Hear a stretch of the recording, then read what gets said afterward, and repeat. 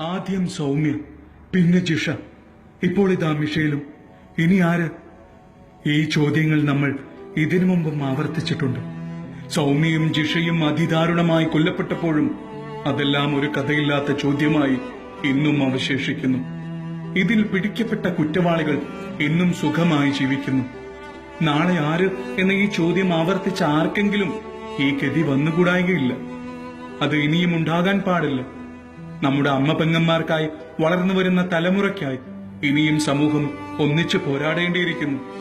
അതിനായി നാം ഒറ്റക്കെട്ടായി പ്രവർത്തിച്ചാൽ മാത്രം മതിയാകും സമൂഹത്തിലെ ഈ കീടങ്ങളെ നശിപ്പിക്കാൻ.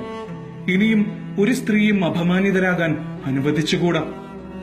നമ്മുടെ കേരളത്തിലെ പെൺകുട്ടികൾക്ക് നേരെ വർദ്ധിച്ചു വരുന്ന അതിക്രമങ്ങൾക്കെതിരെ പ്രതികരിക്കാൻ ചങ്കുറപ്പുണ്ടോ? ഉണ്ടെങ്കിൽ നമുക്കൊപ്പം അണിചേരാം. നിങ്ങളുടെ അഭിപ്രായങ്ങളും നിർദ്ദേശങ്ങളും ഞങ്ങൾ സ്വീകരിക്കുന്നു. നല്ലൊരു നാളേക്കായി, അമ്മ പെങ്ങന്മാരുടെ സുരക്ഷിതത്വത്തിനായി നമുക്ക് നേരിട്ടിറങ്ങാൻ സമയമായി. സമൂഹ നന്മയ്ക്കായി നമുക്കൊന്നിച്ചു പോരാടാൻ ബ്രദേഴ്സ് 24/7 എന്ന പേരിൽ സോഷ്യൽ മീഡിയയിൽ തുടക്കം കുറിക്കുകയാണ്. ഒരു പറ്റം അമ്മമാരെ സ്നേഹിക്കുന്ന അല്ലെങ്കിൽ പെങ്ങന്മാരെ സ്നേഹിക്കുന്ന ഒരു സമൂഹം. രാഷ്ട്രീയ ഭേദമന്യേ ആർക്കും പങ്കാളിയാവും.